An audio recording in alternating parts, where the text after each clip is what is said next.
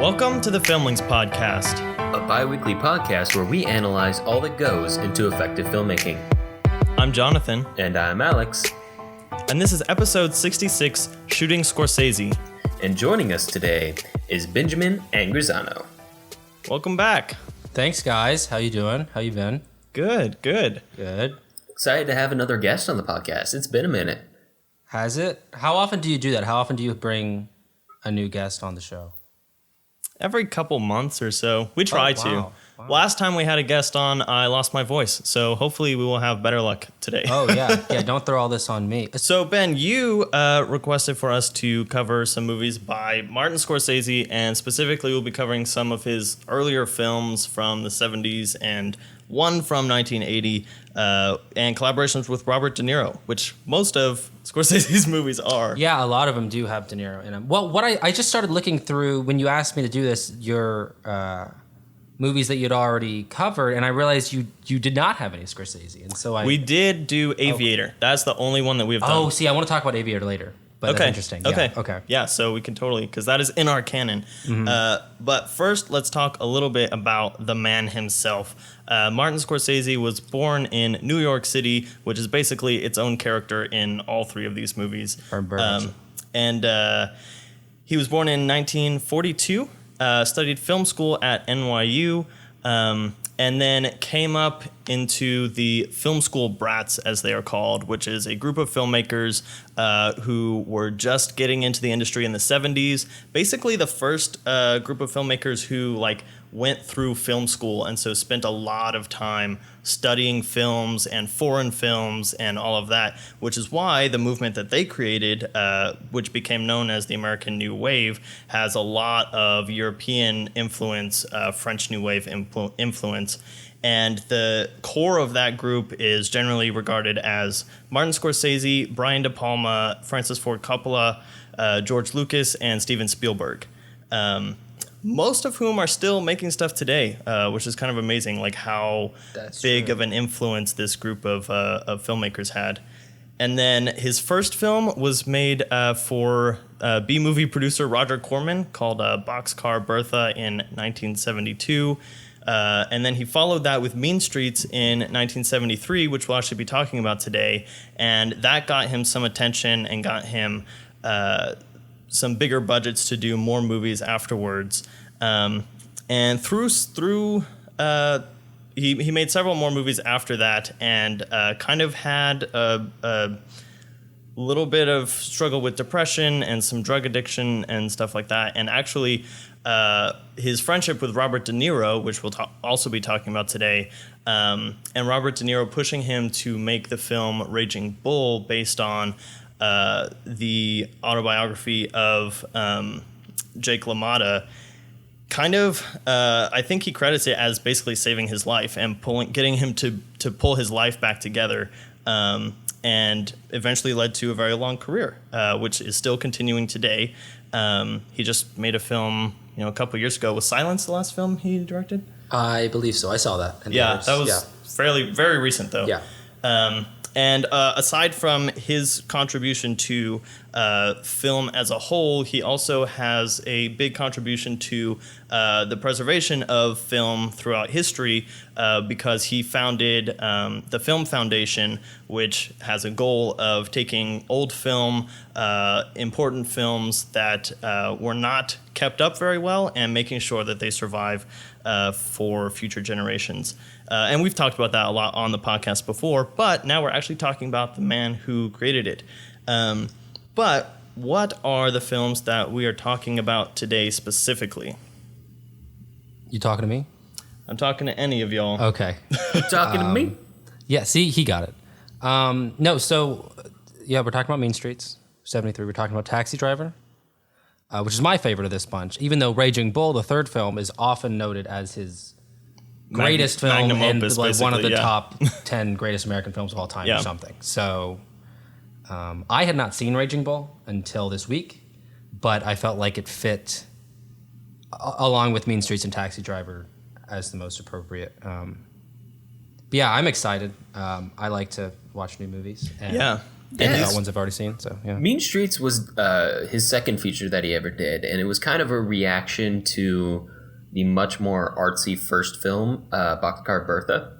And Mean Streets, as we will see, is much more grounded, much more gritty, much more real than artsy early 70s film would be. And then, of course, Taxi Driver earned a Oscar nomination for Best Picture, Best Actor, Best Supporting Actress, and Best Original Score. Which is really good. That score is great. Yeah.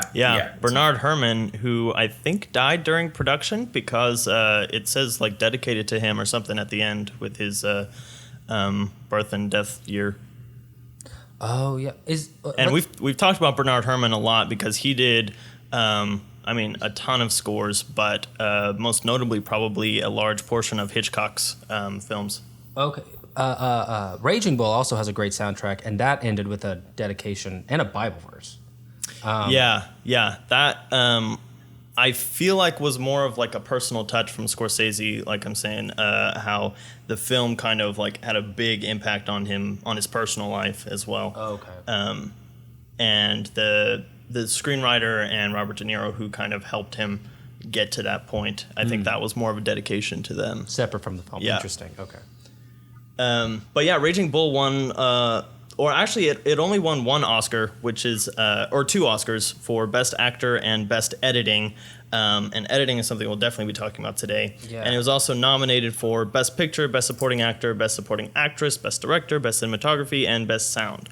So these movies were very notable right when they came out. Yeah, it lost Best Picture to Ordinary People, which really is not remembered as well as Raging Bull. It's kind of like Brokeback. I literally don't even know what or that something. movie is. Exactly. Yeah, I've heard of it a couple times, but I have a very fuzzy idea of what it actually is. Yeah, it was very controversial when it came out. A lot of people were not that they didn't appreciate it, but they didn't really like it very much. A lot of people just it was too much. It's like the Crash controversy. How green Crash was is, well, Crash is a bad movie, so that's different. Yeah. All right, y'all. So the first Scorsese film we're going to talk about today is Mean Streets from 1973, which is about a man who is caught between a lot of different opposing sides. It's the lead character is played by Harvey Keitel, and his name is Charlie. He's the nephew of a big-time mafiosa, some type of Italian crime family person, and has some responsibility within that organization. But at the same time, he is friends with this complete screw-up, small-time gambler who's in debt to everybody, played by Robert De Niro, named Johnny Boy. He is also having an affair with Johnny Boy's cousin, Teresa, who has epilepsy and is kind of estranged from the rest of the community because of it. They like to hang out in a bar that is, or kind of it's not a bar, it's a strip club, that is run by another one of Charlie's friends. And of course, another character who we see a lot is the loan shark who Johnny Boy owes money to, who is a repeated character throughout the film. And I will say, surprisingly, doesn't feel like that big of a villain until you start to get towards the end. I thought he was just kind of one of the gang. He feels like one of the gang. And for the even first part. his turn towards, if you want to call it villainy, is not unwarranted. Like, he's not being unreasonable. Yeah. Or antagonism, I should say. You're almost on his side by the end. Yeah. In a way, they are all friends, but he's disrespected in front of the crew and over and over and over he's and over a made again. guy, so what are you gonna do? Yeah. And this film is very much about Charlie trying to navigate all these tensions that are put on him. His uncle wants him to be responsible, doesn't want him hanging out with Johnny Boy, doesn't want him to date Teresa, which is why they date in secret. Johnny Boy but that reason is kind of, because he calls her like screwed up in the head when she has epilepsy. So you're not really on his side. He's a dick. Johnny Boy's clearly more screwed up in the head. Oh yeah. Then Johnny everybody Boy both wants. Yeah, Johnny Boy both wants Charlie's help and doesn't want Charlie's help at the same time. Like, he wants it on his own terms. Like, he needs Charlie's help, but he's kind of denying that fact to himself. He is making an impossible situation for Charlie. And Charlie is an incredibly religious person in this film. In fact, I think if not the opening scene, one of the opening scenes is in a church with him praying, and we hear him praying constantly throughout the film. and he's very much on a self-sacrificial bent.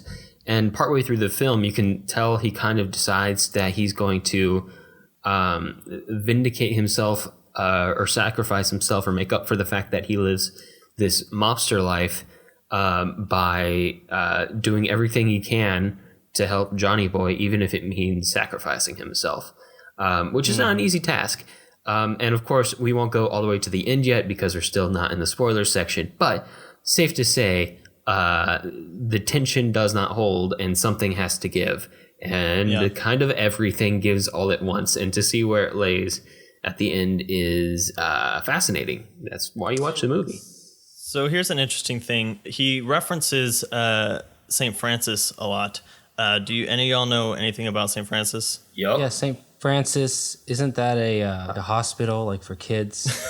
No, he's the saint patron I picked saint for Saint Day as a kid. No, it's the patron saint of what? of I was kidding. animals and against fire. I didn't know you could. Oh, and be a he's always patron doing the saint stuff with the against fire. something.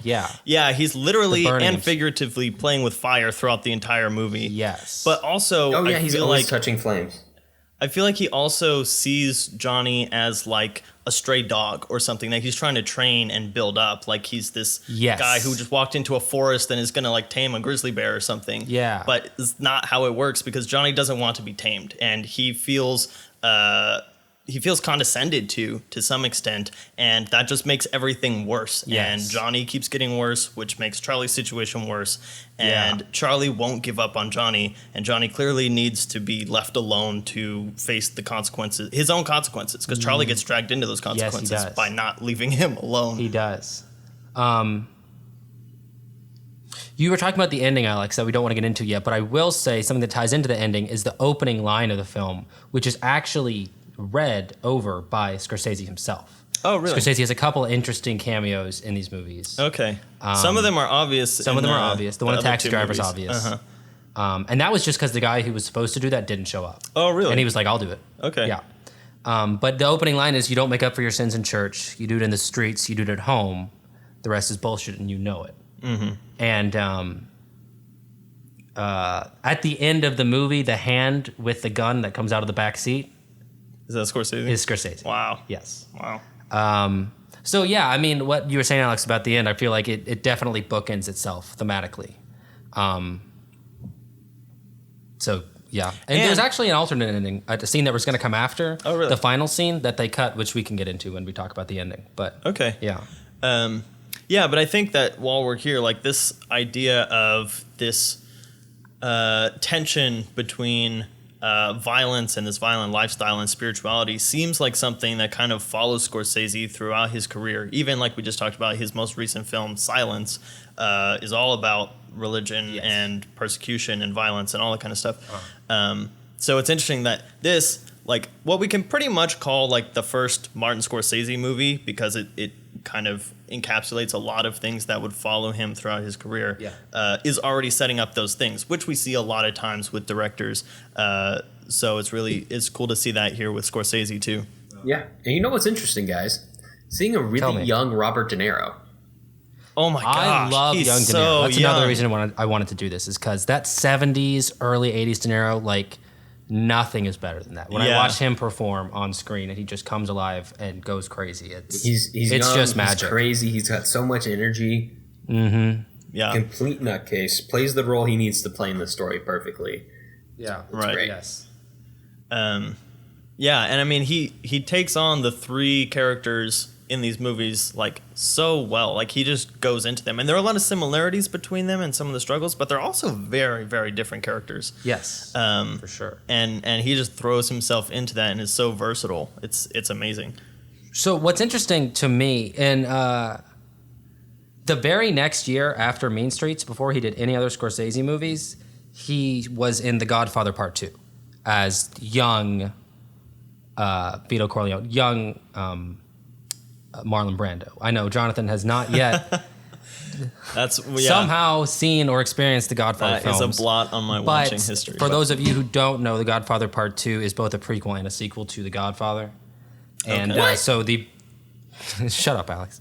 So the prequel part of it, where Marlon Brando's character is younger, is Robert De Niro. which is interesting later at the end, very last scene of Taxi Driver, where he does a monologue that Marlon Brando did On the Waterfront. Oh, okay. Yeah, that's true. But it's interesting that basically it's this performance in Mean Streets that gets him cast as that major role that won him an Oscar in Godfather Part 2.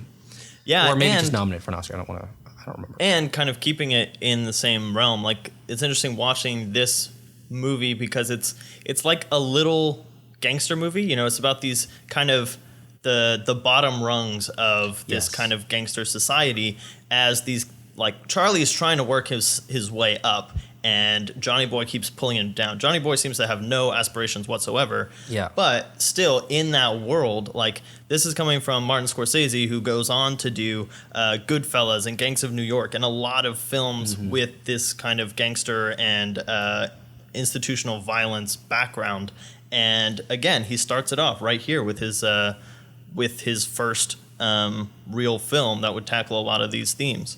Yeah. Another actor I really enjoyed the performance of in this movie is David Proval, who is prominent in an early season of The Sopranos. He plays Tony, the bartender. I just think he's really good here. The way his component in this, which is never all of the tension and like the conflict that comes from the lead characters, these four, between Michael and Johnny Boy and Charlie, he's not directly involved in, but the way that he plays off everybody and tries to calm everything down and eases it up, and he's always smiling no matter what's going on. I just think I really think there are several scenes where he's just behind the bar and this, like, you know, things are starting to boil up in front of the bar, and he's just like, hey guys, for sure, and you know, calm down. The first time you see him, he's throwing a junkie out of his club. Yeah. So it's not like he doesn't have, you know, he demands some respect for himself and his establishment, and he tries to maintain that throughout the movie with, you know. But he's still trying to keep peace, even in that situation. Yeah, yeah. And I think that's cool. He's kind of a nice reminder that this world doesn't just exist for the sake of Johnny Boy and Charlie and their problems. That life goes on around them, and that's a living, beating world that exists, that they interact with, but doesn't exist solely for them to have a story in. I want to point out, before we get past it, how much I just love the first 25 minutes of this movie. The introduction of these characters, you know, just watching, even if you just stick with Charlie, you see him in he wakes up from the dream, he goes to the church. The tracking shot that follows him through the club as he's dancing, and there's the girl he's thinking about. I was noticing that kind of stuff because this is the 70s where, you know, camera equipment started getting more mobile. This is where we start seeing cinema verite and documentary and stuff. So you can do more complex moves like this, and Scorsese is jumping full on it as he gets started with his career. Yeah, yeah. And then so you meet all these people, and just for a sec, you get just a quick snapshot of their life. So you don't really know much about them at that point. You kind of know their occupation generally, and then they all collide with each other just in that first 20 minutes. And clearly Johnny Boy owes people money, but he's trying to buy these girls drinks even though he doesn't have any money. And so Charlie's got to take him in the back, and they're like, hey, where's that money? And he tells this long, convoluted, obviously false story about why he lost the money, how it wasn't really his fault. He had to help his mom out, whatever. It goes on forever. Yeah, like his card game got sacked by the cops. He had to run. He didn't have his money. He won all this money. He could have paid it back. And then they have to come back out there, and there's the conflict there. I don't know. I just think that I remember the first time I saw this movie, I watched the first 25 minutes, and then a couple days later watched the whole movie again with someone else. And so that first 20 minutes has really stuck with me. And I, as his introduction into filmmaking, for the most part, having that, you know, if I'd never heard of this guy, Martin Scorsese, and I just watched that first 20 minutes, I'd be like, this guy knows what he's doing. I'm invested in these characters. I'm invested in what's going to happen here. And yeah, I just really want to applaud that and just commend how great his introduction is. Yeah, I mean, that's basically what happened, you know, because he got so much attention after this movie. Yeah, I guess so. Yeah, that was the result. Because after this, he did Taxi Driver. Taxi Driver also has Harvey Keitel and De Niro playing off of each other very well as very different characters. Though. Yeah. Oh, yeah, for sure. And I also want to point out, you know, this is something that's very film bradish in nature. And you start seeing around the end of the 60s, start of the 70s in American cinema.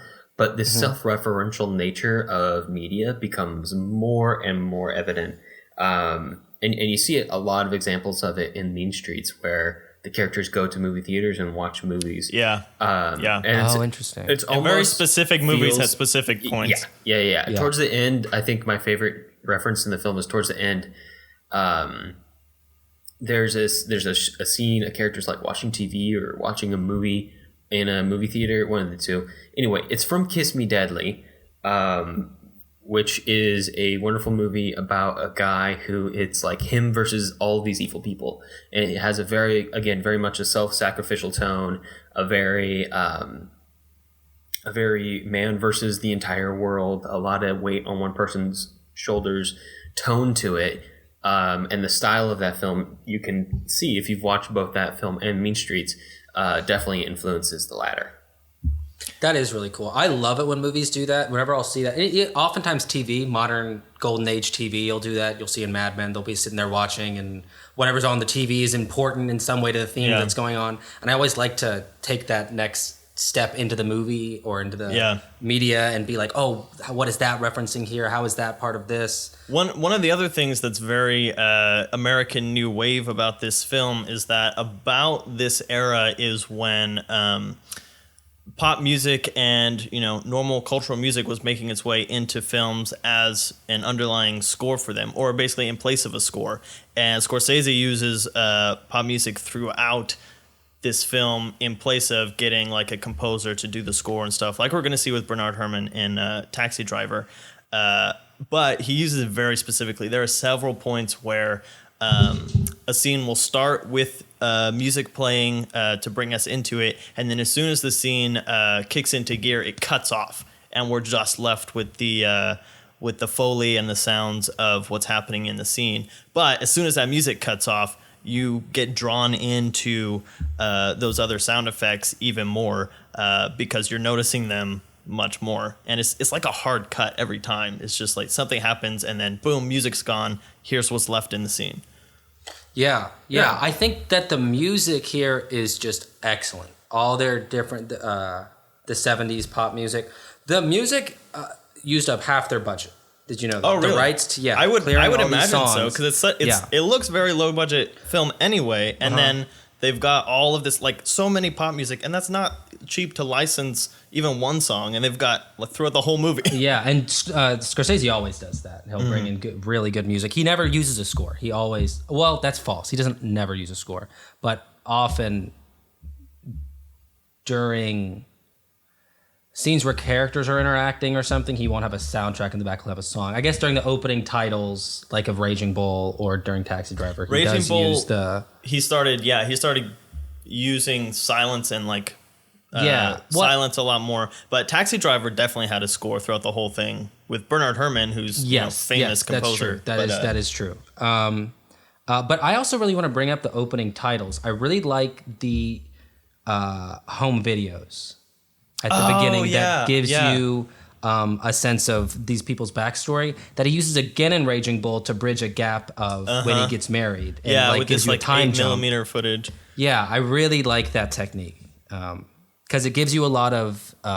It's interesting because it starts the movie on such a light note. Like it almost. I was actually wondering while I was watching that if this was behind the scenes footage of the actors in costume, like just kind of goofing off, and then he can pick out probably is those scenes. Like it could be, I mean, it might be staged or whatever, but like it just looks like that kind of jovial kind of. It's a really good way of giving you information and exposition without any dialogue.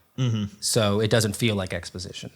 Yeah, and we don't get too much about the characters in that because obviously the situations that they find themselves in are not as happy as the ones that we see in that streets opening are mean, scene. man. But we do get to see our characters and we get introduced to them as a family. Again, if we're keeping with the whole gangster setup, it's a family. All these people are very connected, which makes all of the slights and injustices that they do to each other later on that much more impactful. Definitely. So I mentioned earlier, because I'm on the IMDb page for Mean Streets and scrolling down its trivia.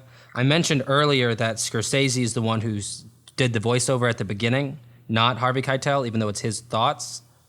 It says that Scorsese felt that using a separate voice to make the distinction between Keitel's thoughts and actions was necessary.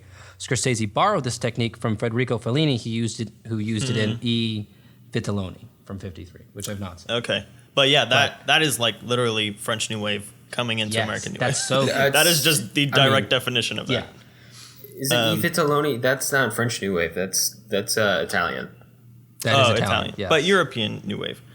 And it is like the only. It's like the only film that director made that was kind of like gang related, crime related. So it's kind of the mix of that European cinema that the film brats love so much, plus gangs. So Plus Scorsese's into Italian. that. These are all Italian characters and families and stuff like that. Ooh, this is interesting too. The church in the movie, St. Patrick's Old Cathedral in Little Italy, which I visited, was the location of the baptism scene in The Godfather. How cool is that? It's the same church. Did you want to talk about the end? I do want to talk about the end. All right, warning, guys, light spoiler section about to happen. And by light spoiler section, I mean we're going to spoil everything. So here we go.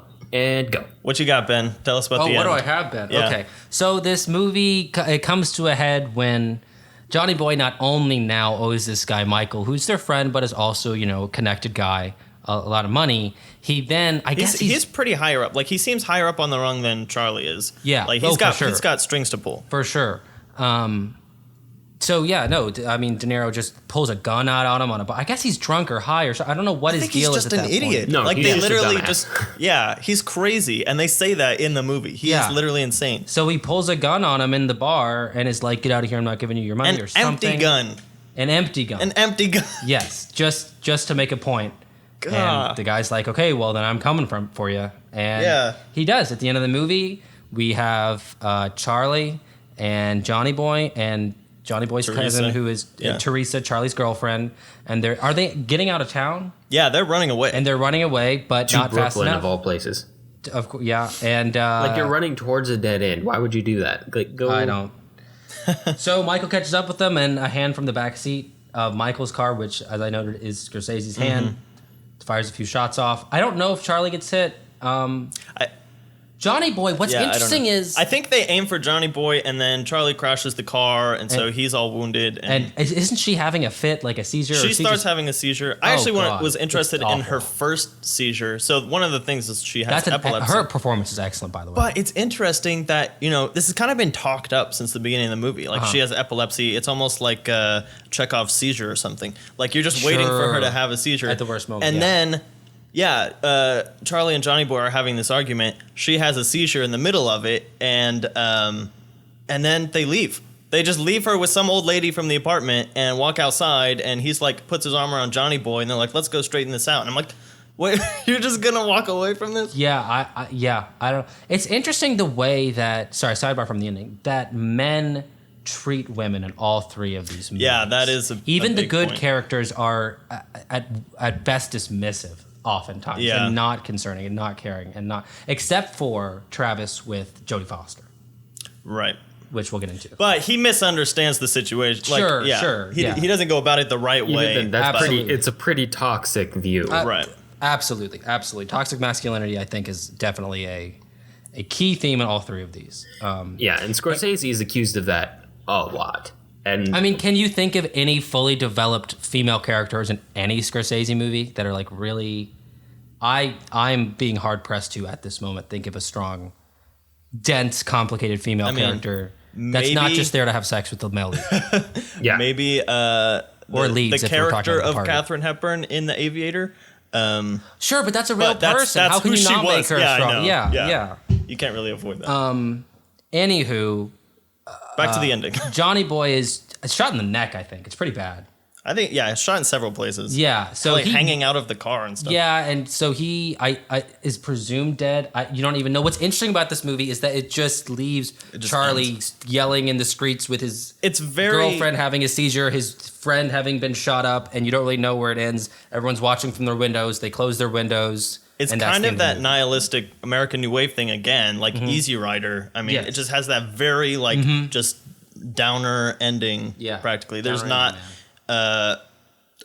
Charlie's still alive, which I was actually surprised at when he got out of the car. But, no one's in good shape at the end. No. So originally in the script, there's a scene after this where Tony, David Proval, the bartender, their friend, who is not in the car, the only of the main foursome who's not involved. And I think that's nice because he really wasn't involved. He didn't do anything. It would have been, I would have been upset if he'd gotten. But he drives Charlie to the airport to get out of town. And Charlie goes up to the ticket booth to get a ticket to go anywhere. And he looks up at all the places and he looks to the attendant and he says, "Where should I go?" And that was the end of the movie.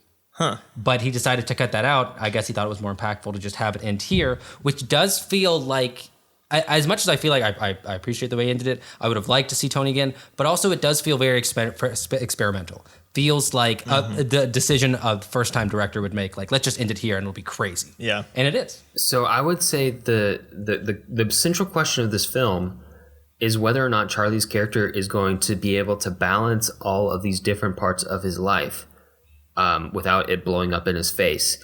And we end on a scene that is the answer to that question. Which is literally an explosion. Which is a resounding no. Yeah, which is a resounding no. So we have the answer to the question of the film. That's true. Yeah. That's true. And also, is there a sense of that now he has, like, restitution? Now he's, like, been cleansed for his sins now that he's paid for them? Is there, like, a peaceful route for him now? I don't know. And, nobody can know. I mean, yeah. Aside from the fact that Johnny Boy is presumably dead and no longer, like, part of the equation. Yeah, I would assume that Charlie's going to be... He's also burned a lot of bridges. Yeah, I'm assuming that Charlie's going to be... As long as Charlie doesn't retaliate, I'm assuming he'll be cool with Michael. Because he's fine, right? Yeah, He's Michael was hurt. mainly after... He was annoyed that Charlie kept hanging out with Johnny Boy, but he didn't seem to have any resentment for him. Yes. At this point, after what happened in Brooklyn, I would say that attacked the nephew of a big-time mafiosa. But there's also point at the beginning of the film when Michael is talking to Charlie and he's like, "Hey, you're vouching for Johnny Boy. So what? If Johnny Boy doesn't pay up, are you going to pay me?" So Charlie almost, in a lot of people's eyes, probably takes on Johnny Boy's debt, and so Charlie probably has it even worse at the end than he did at the beginning. I mean, at this point, after what happened, it comes out. You can't hide what happened at that bridge. Like, his uncle's gonna know. His uncle's gonna be involved. So I don't know exactly what happens next if he survives. Like, does the uncle pay it off? Does the uncle retaliate against the loan shark? Who knows? And all of those are interesting questions if you want to pursue the larger world. Like, if this was a TV show, if this was a long format narrative. But in terms of compact storytelling on a budget, I think we got what we needed. Yeah. Yeah, Charlie's arc kind of comes to an end at that point when Johnny Boy dies, because that's what we were following the whole time. Yes. Assuming he died. Whenever Johnny Boy gets his comeuppance. Yeah. Another good... I don't think I'd be that pissed if Johnny Boy died. I really wouldn't be. He got what coming to him. Another good scene in this movie that is violent is the first hit we see in the men's room of the club. I don't know if it was Tony's club. Oh, yeah. But that was very... And a lot of these old 70s movies just give you a view into, like, how terribly made guns were, because how many times you have to shoot a person for them to fall down when they're already stumbling around drunk is really astounding. I mean, assuming that the way that this portrayed here is, accurate. Sure, that's true. But I mean, I see it in a lot of 70s movies that you got to see people quite a few times. At least we see gunshot victims at this point, like, respond to the damage. It's on my chest. I must have been shot in the chest. Yeah. Sure. Oh, my hand is on my stomach. I must have been shot in the stomach. That's true. And even in the old, like, Cagney movies, the shootings would be like, and then they fall. Yeah. They're very theatrical. Yeah. And that one in the men's room is the first Hays one. Code. Of course. That's which is basically crumbled, which has crumbled within the decade before this movie. So. Yeah. Okay. Okay. Cool. All right, guys. Y'all want to move into Taxi Driver? Ben, you want to give us a little breakdown on what Taxi Driver is about? Yeah, let's. I am a really big fan of this movie. Hey, Ben, real quick. Tell me. Before you guys get into this, and this is just totally random, but I listened to the Simon and Garfunkel song "Baby Driver" the other day, and now I have the song going through my head, but the lyrics are changed to "They Call Me Taxi Driver." So I just want to put that out there. Hopefully that's stuck in your head now. And describe the movie. So, Taxi Driver is a movie about a pretty like his role in Mean Streets. Robert De Niro plays a pretty mentally unstable guy, but in this But now case, he's promoted to the lead.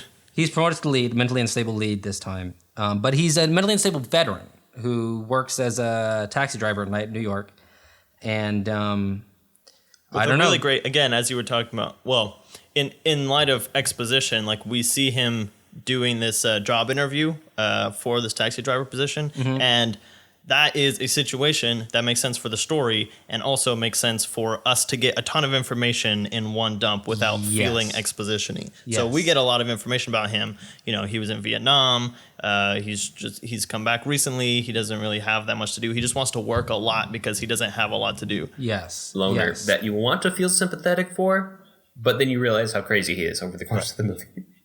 Yeah. Well, yeah, and so as he's doing these taxi drives, and as he gets to know a local, he's on the night shift too. woman named Betsy, played by Sybil Shepherd, who works campaigning for a presidential contender named Charles Palantine, and he falls in love with her in an obsessive way.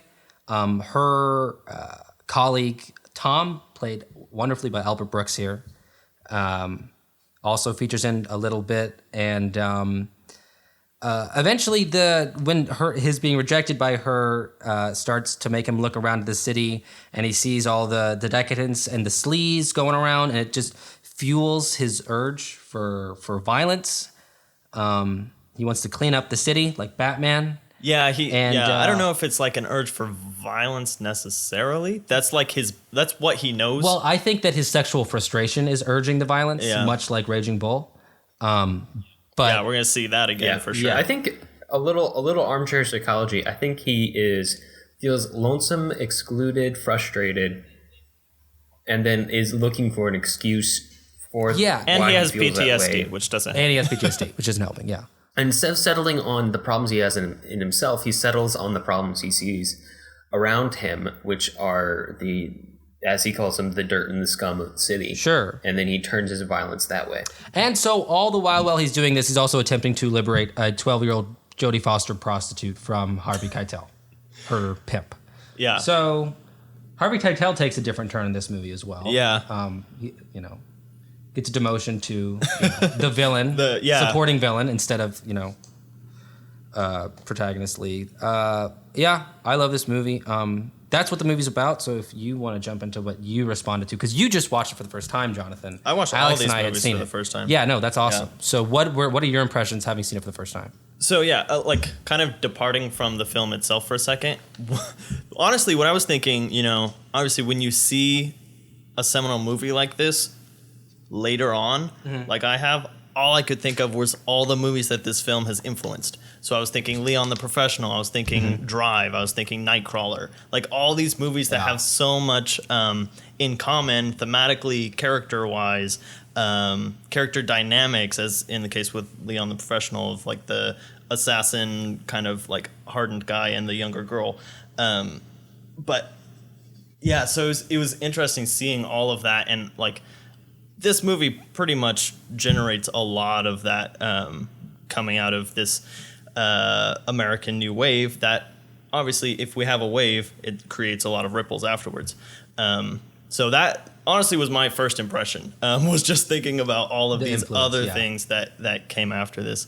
So so we got to talk about De Niro, because De Niro is our leading man for this whole episode. This is a Ghost De Niro episode. Yeah, we just did that with Alec Guinness last time. Oh, you did? Because we did David Lean. So this is our unofficial Robert De Niro episode. And again, he goes from, like you said, Ben, being this kind of mentally unstable character in Mean Streets who is, just wants to watch the world burn, essentially, to being a different kind of unstable in Taxi Driver. But I feel like he almost had a chance to not go crazy by the end. Like at the beginning, you get this uneasy feeling about him, just based on like what the camera looks at and the way that Scorsese puts you in his mind. But it's not until he gets rejected, which you can't blame him for at all, taking this girl on a date to a really graphic porno film. I think you mean you can blame him. Well, you can't blame her. You can't. Yeah, you said you can't blame him. Okay, you can't fault the breakup. But I feel like up to that point he had a chance for being rehabilitated to an extent. What was his So he takes this girl out, right? What is he antagonizing her by bringing her here? Is it like The Graduate kind of a thing where he's upset? Is he just that clueless? Does he think she'll be turned on by it? I think he is disconnected. He's a near sociopath. What, you think he's a sociopath? Well, clearly, but I mean, I think he's either a sociopath or like very close to a sociopath.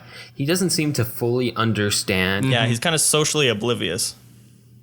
And another thing that's interesting is that this movie is also driven by narration in a similar way to Mean Streets,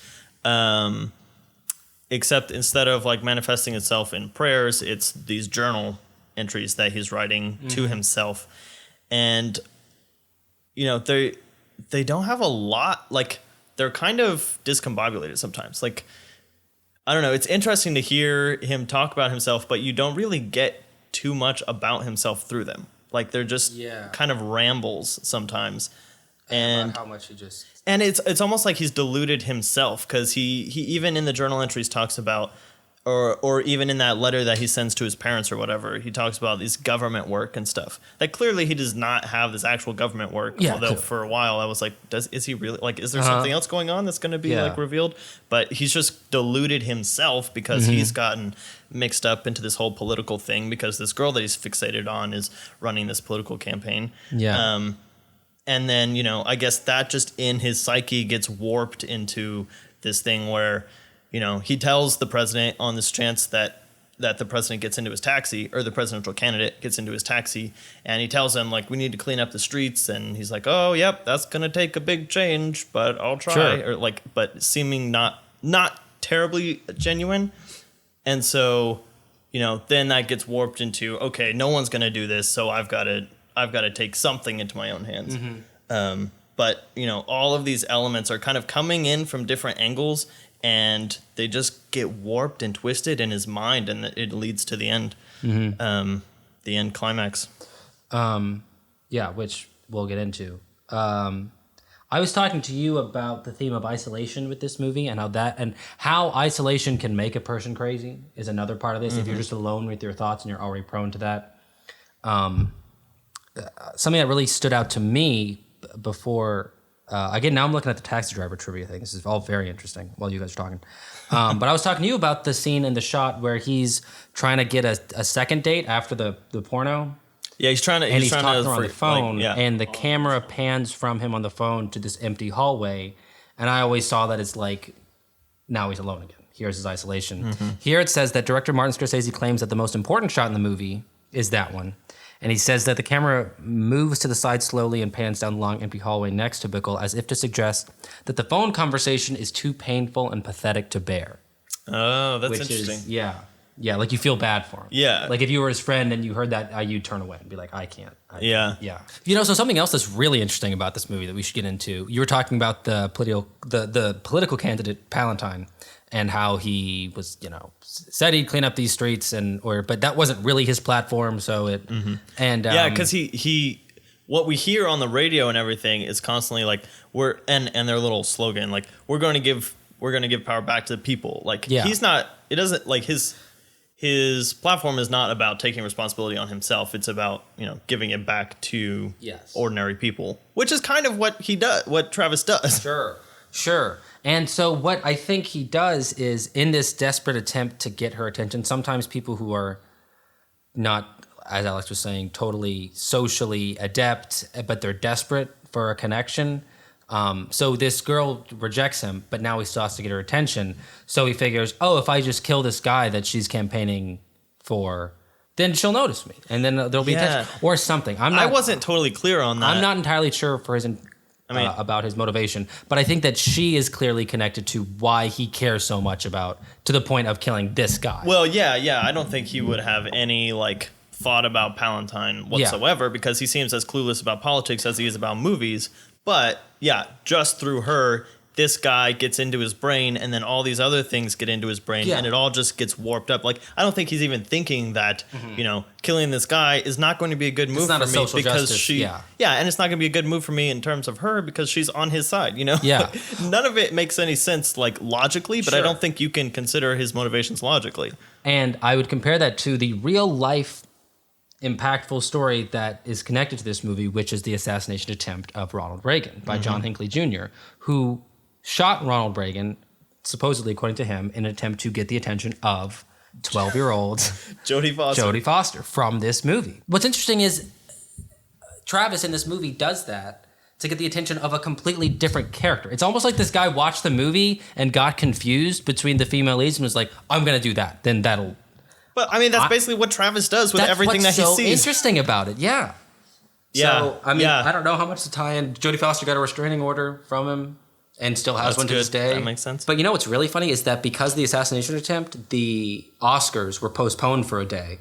Oh, I didn't know then the day of the Oscars, Robert De Niro won Best Actor for Raging Bull. Oh, that okay. Oscar, yeah. So that's an interesting little real life tidbit that most people are probably familiar with, but don't know the movie well enough to understand the context of the motivation. Yeah, because there's literally an assassination attempt on a presidential candidate. Exactly. Yeah. So one of the other interesting things that I saw kind of explained in a video essay that I can leave a link to, but this theme of this kind of Western theme, like this almost twisted cowboy toxic masculinity again in and I think The Searchers is a big influence on this movie, according to Scorsese, but it's all in kind of a twisted way because, everything that Travis does and thinks is really twisted in some form or other. But, he puts on the cowboy boots and he's, always got these guns. He's looking for the biggest and coolest gun. I didn't know taxi driving made so much money because he buys all the guns. That's a good point. Yeah. Where did he get all his money? Well, also, what else does he spend it on? I know he really has a frugal budget.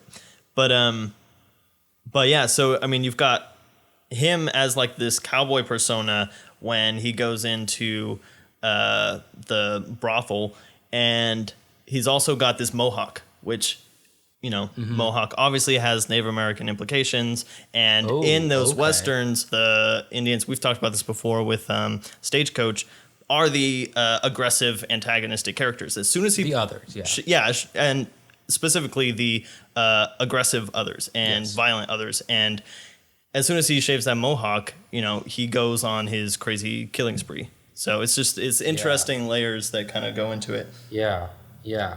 That killing spree, man, that one is... So, well, yeah, now we can, I guess, we'll get into the I feel like there's the so much ending more of to this cover, film. though. I think it really goes into, like, the male psyche and the things that give men drive. And his inability to attain affection, his inability, whether he's realizing or not, that these are the things that are urging him to do all this stuff, because he puts this SJW mentality into his brain, like, I'm doing these things for the good of everybody else, but it's always selfish. And it's always because I'm frustrated about my own stuff. He can't see to the extent that it's his own fault. Everything that happens to him is his own fault. Yeah. Jump us into the ending. Spoilers. Okay, so about the ending of this film. So there's kind of two endings. There's the ending that I thought it was going to end on, which was the Mean Streets ending, which is where after Jodie Foster, gets into his cab at some point early in the film and gets dragged back out again by Harvey Keitel. And so then he has this obsession with this girl that we come to know as Iris, and he wants to free her from her life of prostitution, but she's kind of in this trap where she has nowhere else to go. She's like, even if you free me, there's like, this is kind of my life now. There's nothing else I can do. Yes. Until the end, when all of these things we've been talking about that, kind of are bubbling up inside Travis all burst, and he walks into the brothel and just shoots everybody, and not in like a cool Jason Bourne way, like in a way where after a couple shots. After he gets off a couple shots, he gets shot and keeps getting shot over and over again. And to the point where he's sitting bloody on a couch and the cops come in and he does this really clearly symbolic like finger gun to the head kind of thing. Yes. That's where I thought this movie was going to end, coming from American New Wave and all that kind of stuff, which usually has that nihilistic, like bloody ending, and then it's just done. But Taxi Driver takes it to the next step, and we do a fade out, and we fade back in on these newspaper clippings of like this accidental hero story where he becomes nationally famous as the guy who rescued this girl and stopped this whole prostitution ring. And the girl is reunited with her parents, and then we see him again back at his taxi driving job. Well, there's a thank you note from her, from the girl. Thank you so much. I'm with my parents now. I'm so happy. Blah blah blah. And then he gets back into his taxi driving job, and Sybil Shepherd's character gets into his car, and he drops her off, and she's like trying to be nice to him again, and just like. And then at the end asks how much it was, and he clears her record and drives away. But he sees something in the window, in the mirror. Yeah. And it's like he's starting to go crazy again. Yeah. Yeah, there's that very like uneasy kind of feeling. And there's a lot of to preface this, there is a lot of conversation around this film about whether that little extra epilogue scene, if you will, is that part of the actual story, or is that a dream? Is that like a fever dream that Travis is having as he dies? Yeah. And so, all right, guys, let's get into it. Every time I watch this movie, I change my mind. Yeah. I'll watch it and I'll think, this is just his fantasy of how he wants all this to play out. Is that he saves the girl, she's happy. He never wanted a relationship with her. He just wanted to help her because he felt like if I can't, have sex with these beautiful women I like, maybe I can just help him in this way. But he's almost, like his little like putting the meter thing. It's almost like a little tiny slap in the face. No, exactly, because that's how guys. Okay, so. But I don't think he's that clever. Now he's this hero, right? And he feels really good about himself, not down on himself. So then, when that girl who used to dismiss you is talking to you and she likes you, he now has this upper hand where he can play like, I don't really care. I'm gonna blow you off, and don't worry about it. I got your tab. And she's like not trying to flirt with him, but just being very congratulatory, very like, you are such a hero, and blah blah blah. He's like, it's no big deal, just part of the whatever. Mm-hmm. So he's able to, in a sense, get over that angst inside of him by just being above it all. And I don't know if that's his fantasy that he would just be like, whatever about it, or if that's just actually how. Yeah. If this is the point that it got you to, if you were successful in your vigilante mission, would you just feel confident enough to not engage with her and not try to ask her out again or anything like that? Which you probably would have gone out with him if you'd asked. Yeah. Yeah. At this point, because but now it's like, is it just like gold digging or fame digging or whatever? Sure. I don't know. What do you think, Alex? For me, the part that cinches my call on this is the fact that he gets pissed at something in the mirror, like right at the very, very end. Yes. And that's a bit of imperfection in how he views himself. So I just don't see that existing in his own fantasy. So I think it's real. And I think the point of the movie is to be a cautionary tale about these people. About people who have somehow become ostracized from society and view themselves in this weird way that Travis Bickle does, if that's even his real name. And so I feel like it's more of a message to be careful if he's still around at the end. Like he's developed like the secret identity for himself as a hero. Basically, this guise, so that he can just keep being a crazy person. And who knows if the next time he loses it, is it going to be bad guys who get killed, or is it going to be some poor other people who get killed? Yeah, because there is a quote from Martin Scorsese or the writer, I can't remember which, about the ending, and regardless of whether.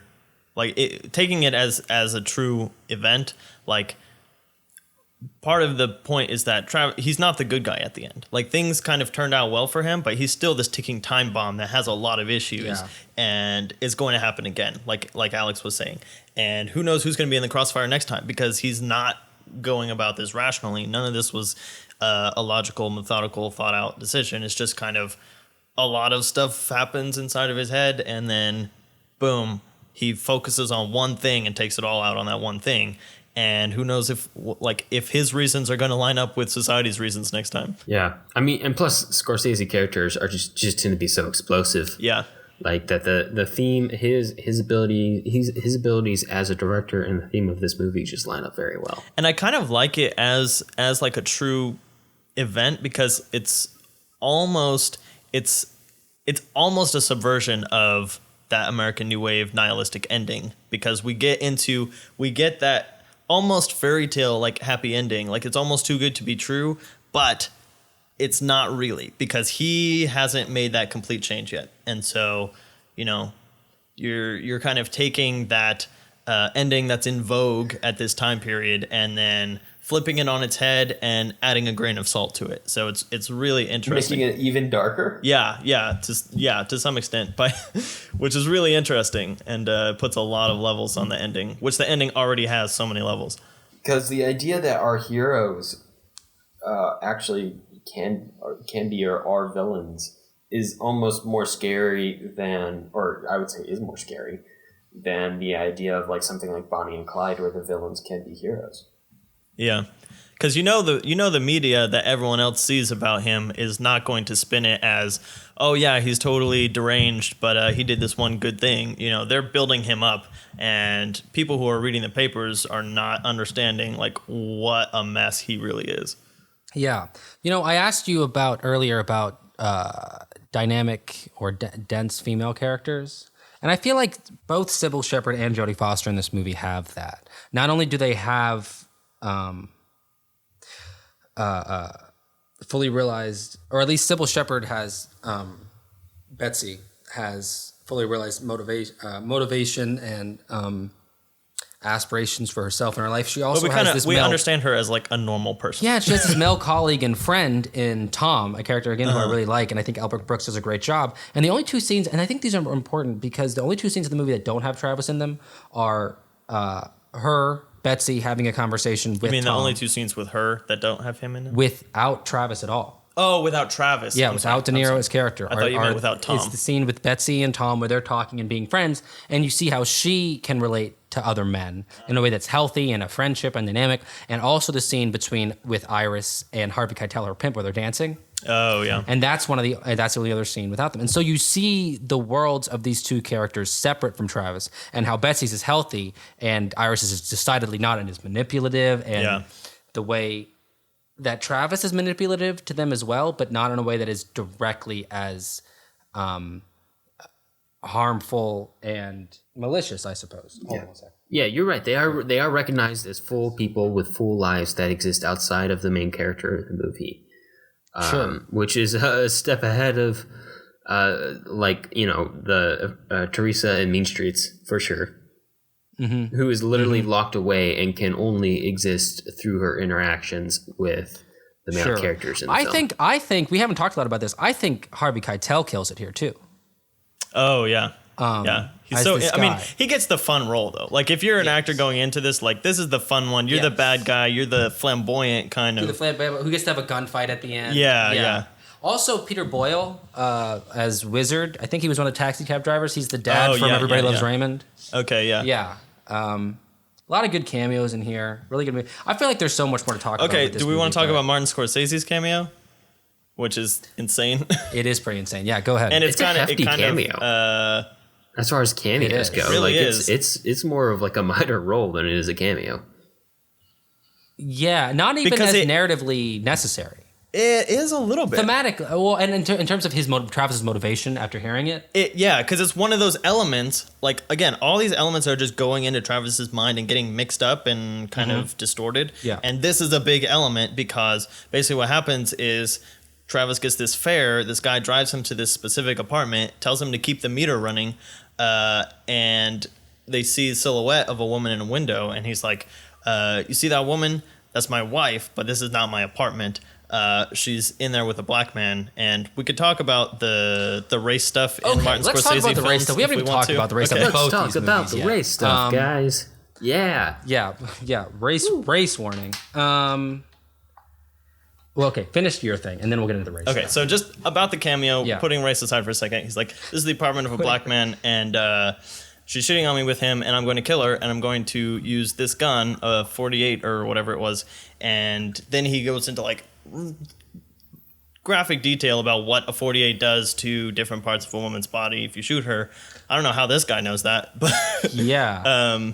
but he goes on and on and on about it, and it basically, so that mixed with one of the other cabbies at the beginning of the movie asking if he carries a firearm or some kind of self-defense puts all of these weapon thoughts into Travis's mind, which leads to him buying a ton of gunslinger. Just the hostility against women. Yeah, That's demonstrated here. And it also, I don't think he particularly likes this guy. I think it plays into the mind the streets are so seedy and dirty. And I just need to clean it. Oh my gosh. Not only is like, she's terrible, she's cheating, but he's going to kill her. It's like, not only that, it's what tools am I going to use to do that? And this is a tool that has now been described to him as being effective. Yeah.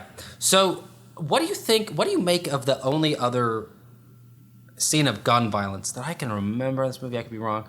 In the convenience store where he shoots the black mugger. Yeah. So, okay. So another scene in the film, right after Travis buys these guns. This is like right after he buys the Very guns. convenient. It's probably not often that you go buy a gun and then you Well, it does happen in a convenience walk store. into a holdup and you're Very like, oh, convenient. great, I Thank just you, bought Alex. this gun. Yeah, thank you, Alex. It was convenient in the convenience store.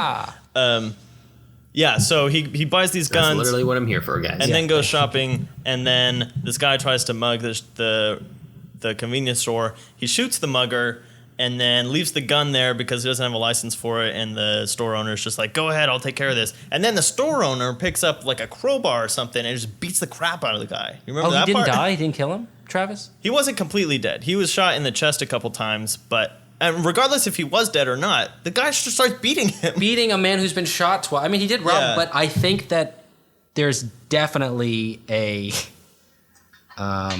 who was the other? I was thinking there was another race thing. It's in Mean Streets. It's Mean Streets because Charlie sees the African American strip dancer and has this says, I really like her, I'd love to take her out, but she's black. Yeah, and he almost does at some point, and he's following her with the taxi, and then he's like, no, just keep going. I can't. This is the last thing I need is to be seen with her right now. Yeah. So there is this race thing, not so much in Raging Bull, but in these two movies, it's just like underlying. I didn't know if it was like a time period setting kind of thing. Originally, before Harvey Keitel was cast, that character was black as well. Oh, really? So, and then he dies. and then he dies, and is a terrible pimp. So, And is terrible. So, I mean, that's not great. I'm trying to think. I was talking about he doesn't really have a lot of great, strong female characters. Now that I think about it, does he have any strong black or any minority characters? I mean, I guess, he is a American-Italian filmmaker. He makes movies about American Italians generally, unless he's making a biopic, or Irish-American. So I mean, the only thing I can think of is a couple of the boxers in Raging Bull that there's no like race. But those are real implications people. in That's a those. biopic. Yeah, that's true. That's true.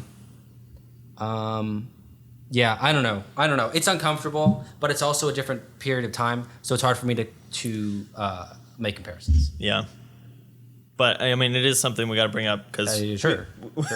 we like to touch on these things, but it's touchy, and yeah, I don't know if there's like a defense of like it's the setting, it's New York in the time period, and that's just how it was, or if he was writing it to be like true to that, or what. But you have any thoughts on it, Alex? Oh boy. Okay, so here's what I have to say about that. And keep in mind that we're talking about Scorsese's early work. It gets a little better as it goes. When I say it gets better as it goes on, I mean it gets a little better. He's very good at relating this white, Catholic, immigrant, American sensibility, this New York sensibility. It's something that he understands. I wouldn't pick a non-Christian, non-Catholic director to do something like Passion of the Christ. And this is something that he's very good at. He knows this voice. He's good at it. He's going to keep doing it. And it teaches us a lot about that perspective. It teaches us a lot about why toxic masculinity is bad. And those are important things to have. But Martin Scorsese is not the guy who I would go to give me a deep, complex female character. He's not the guy I would go to give me a deep, complex character who is anything other than white. But there are other directors out there who are better at that, who understand that viewpoint. And so when you get to a director who is telling stories that are very deep and personal to them, it's important to have a diverse set of directors around to be able to do that. To complement that. Because when you get into the deep personal ideas, you can only really relate your own perspective. So you need a lot of perspectives in there to really get the most out of it. And you learn more about it that way than you do otherwise. And unfortunately, over the course of film history, we haven't had that. But it's getting better, and it's getting better. And of course, you can support people like that by going to see their movie in theaters whenever you can. And if you like the movie, get it on Blu-ray. So, go get that.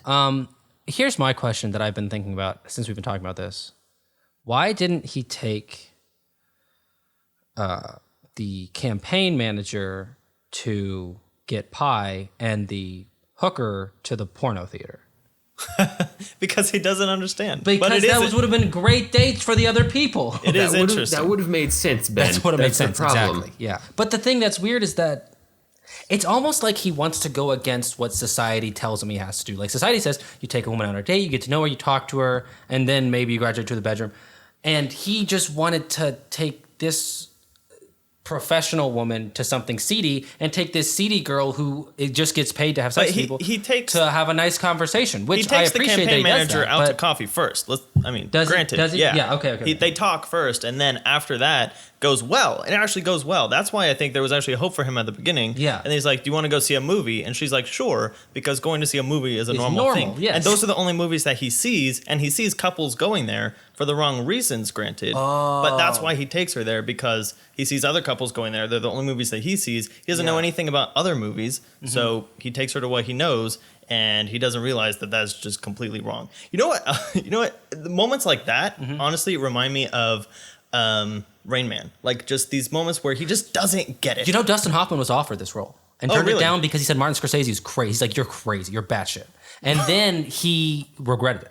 Wow. Because it's a crazy, famous movie now. Yeah. But, I mean, But I could have seen that. He would have been good in the role, but it would have been so different. I can't. Yeah. I don't think I've ever seen him be that unchained and hostile. Like, just that erratic.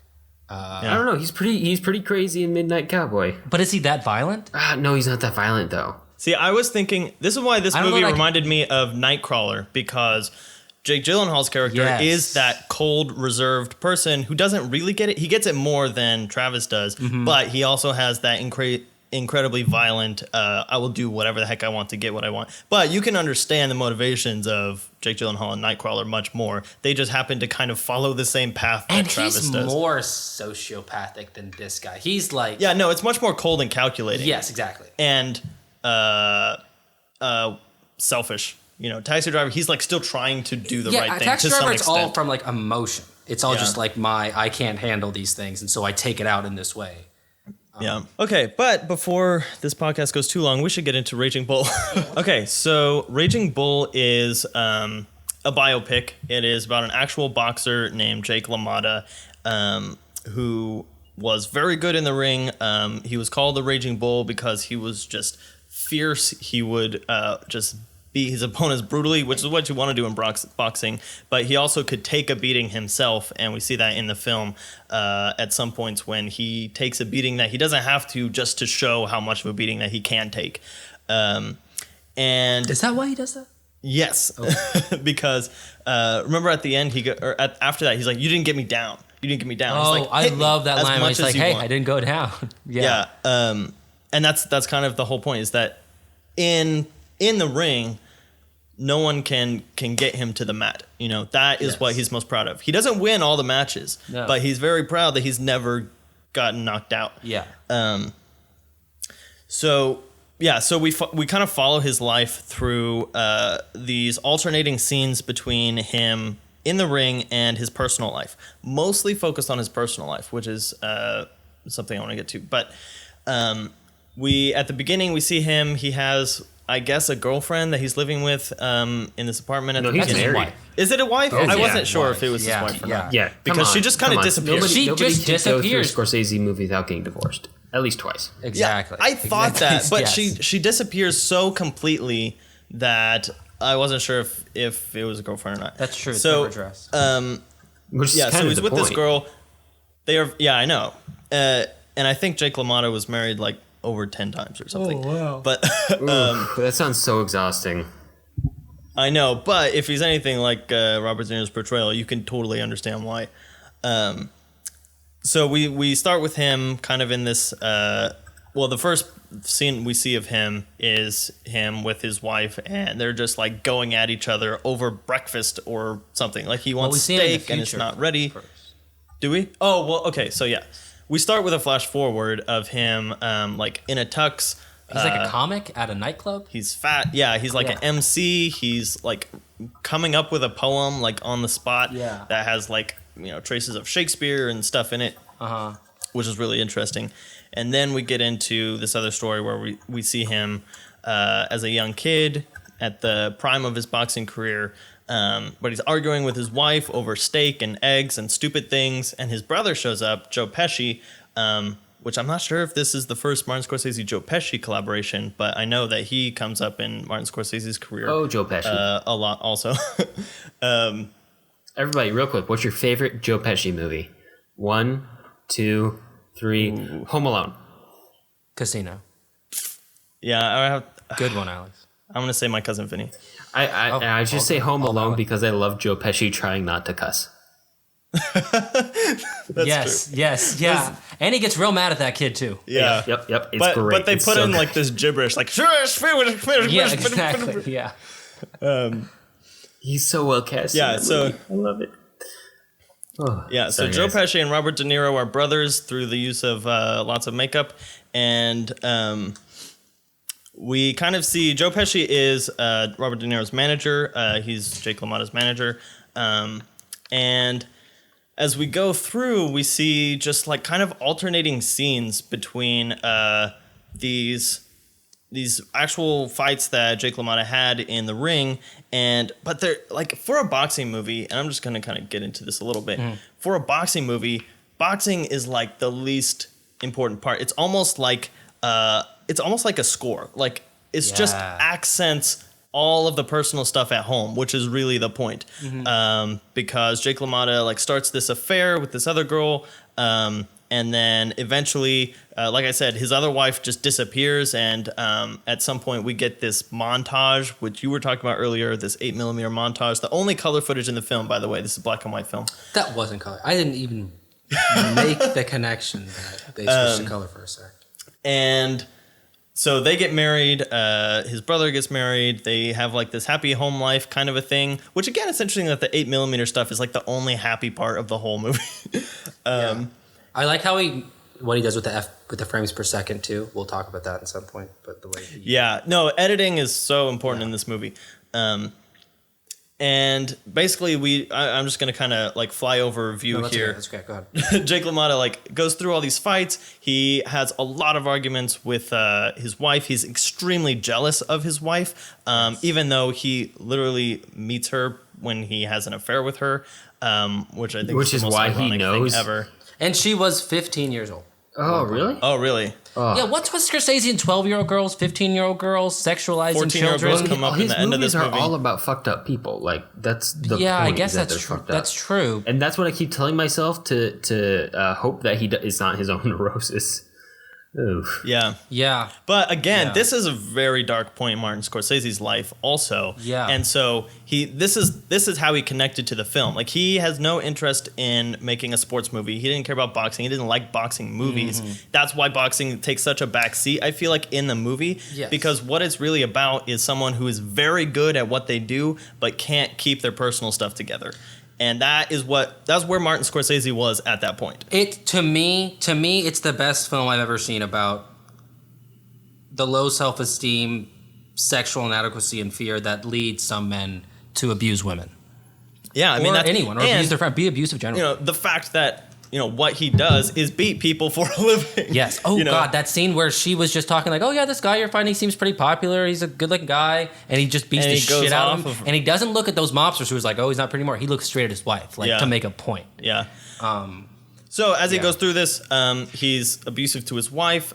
He gets his brother to follow his wife because he's jealous of her. He beats up his brother in front of his family. Right. At the table, yeah. His brother... sorry, spoilers. So sorry. No, there's a lot of... He beats up pretty much everyone in his personal life. That's not spoilers. Yeah. So his brother follows or ends up by his wife at a nightclub. His wife is just gone out to be with friends.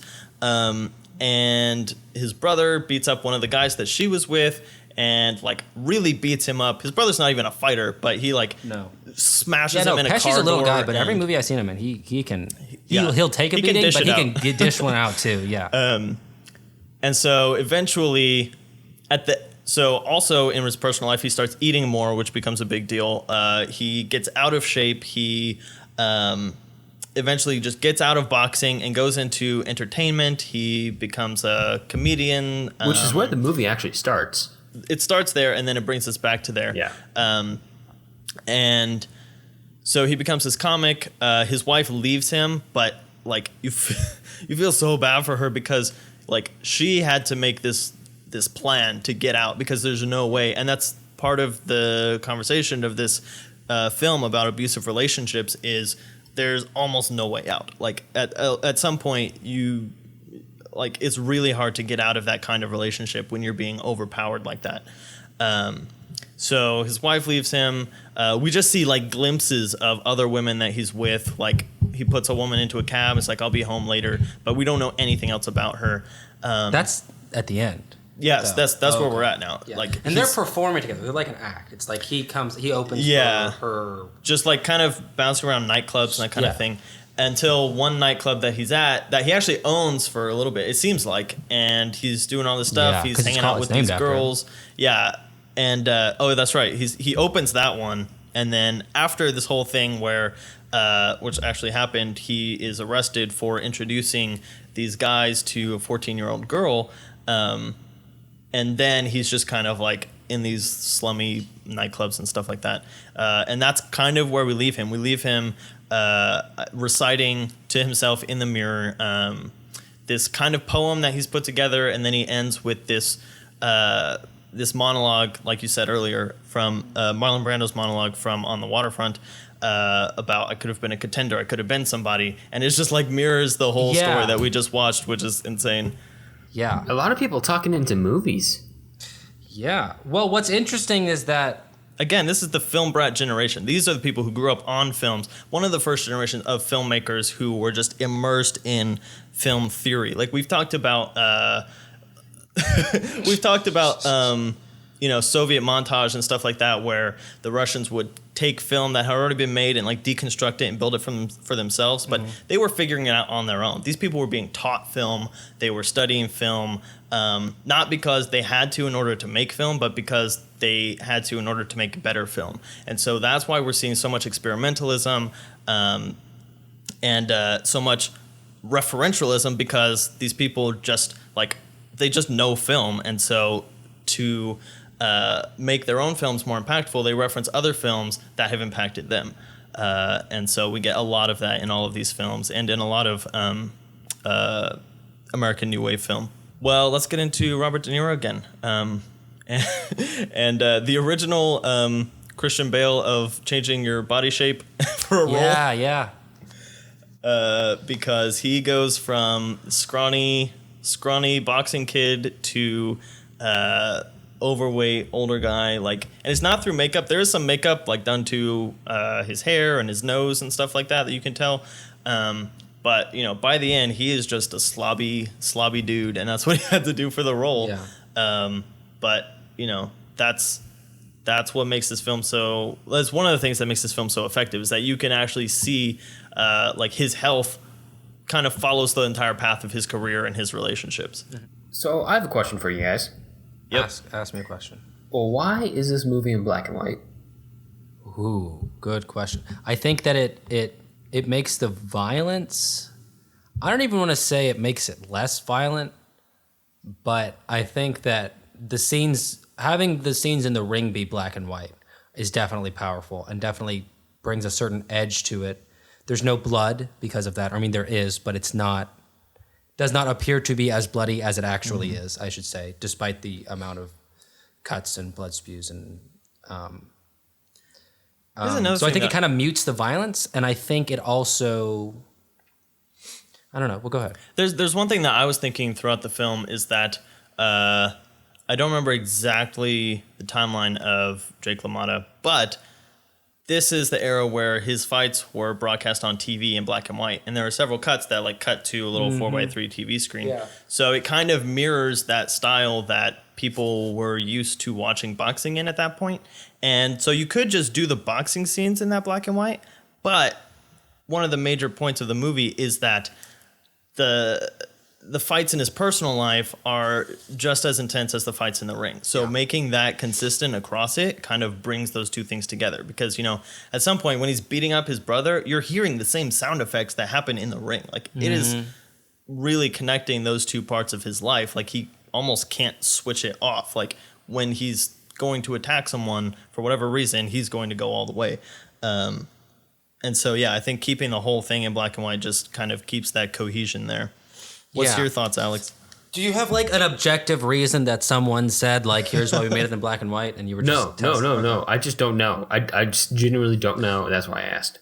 But it's clearly a strong choice because this is 1980. People, nobody makes movies in black and white anymore. Sure, yeah, it's clearly a creative decision. There was a little period where color was out and color was only used for like adventure movies and comedies, but that was long gone by 1980. Oh yeah, sure. So this is a clear, solid choice. And I've thought about maybe he wants to set it in the 1940s, 1950s when this was shot. Maybe it's a film brat thing where he just likes the aesthetic of black and white a whole lot. Maybe it's connected to how this character sees the world. He only sees things in black, white, and when he sees red. Oh yeah, because the title card says Raging Bull in red. Yeah.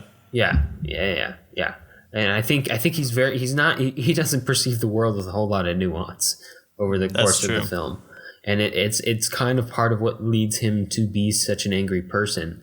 But the entire movie is kind of disprove that. Hold on one second. Oh, Alex is looking up the official reason. Oh, that's good. While you're looking that up, what did you think of the girl, her performance?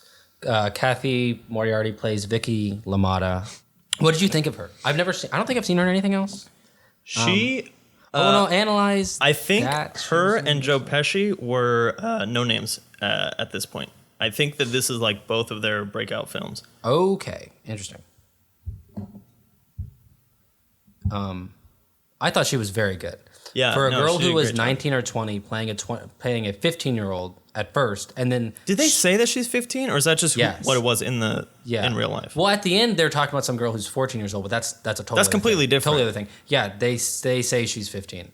She's 19 or 20 years old when they're playing it. But what's remarkable to me is the way that she can fully get into the role of an older housewife who has been abused and very realistically be bouncing off him.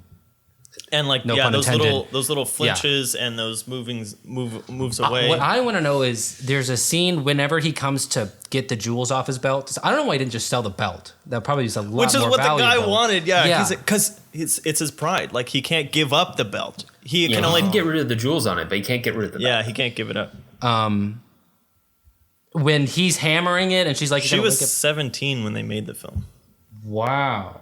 The point is, at the age that they were making this movie, she had to play a 15-year-old to how many years does it span? A lot. Up to a lot. Yeah, exactly. And she does that effortlessly in a way that never feels false. What I was saying is, so during that scene when he's hammering on the table and the dishes fall down, and he's like, "What's the matter with you?" And they're like divorced at this point. He still thinks he has the right to like yell at her like that. Yeah. And she's just like, "Get the fuck out of here" or something. And it almost feels like improv.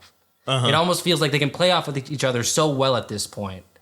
And I'd never seen her in anything else. She clearly was a child actress, and I just thought she killed it. Yeah, one of the other interesting scenes was the one before they get divorced when the newspaper people come to talk about him retiring, and they're like, what do you think about your husband retiring? And she says like one sentence, and he's like, are you done? And she's like, okay. And she just like stops, and it's like, oh man. It's just like, there are scenes where like you're hit over the head with the abuse, and then there's scenes like that where it's just like it just permeates everything in their lives. Well, another interesting dynamic is the jealousy between the two brothers. Like or his jealousy. Specifically his, yeah. Yeah, but there's an interesting, she's set up as this character who doesn't put out, who's like, yo, you gotta really take time to get to know her before she's gonna. But then it appears that on his first date with her, that's actually a really good scene, like that slow kind of seduction where they're sitting there having a drink. Do you want a drink? And then he hands her the water instead. Drinks the water. She sits on his lap. It was almost so obvious to be cringeworthy. Like, yes. Well, and it was very lingering. It didn't cut from this scene to that scene. It was just like, here is the full real time amount of time it took for them to get into the apartment, get the drinks, sit down. And of course, he starts kissing her, and they walk away, and then there's the picture of the two brothers together. So the way that plays out is... See, I first thought it was going to be the other way around, where Joe Pesci would be jealous of him, because Joe Pesci had taken her out before. What's his name? Joey. Had taken her out before. And I don't know. How much of Jake's jealousy towards Vicky is warranted? Is rooted in something that is... I saw it as legitimate. Almost entirely unwarranted. I think so too. Yeah. I think so too. Do you think that she actually cheated on him by the end? No. By the time that he chases down Joey and beats him up in front of his family, by that point, I don't think she cheated on him with any of the mobsters, with the brother. Yeah, I don't think we have any reason to believe that. Yeah, there's no reason to believe that. Yeah. She says it just because that's the only thing he wants to hear. Fuck you. Yeah. Well, yeah, because she says no.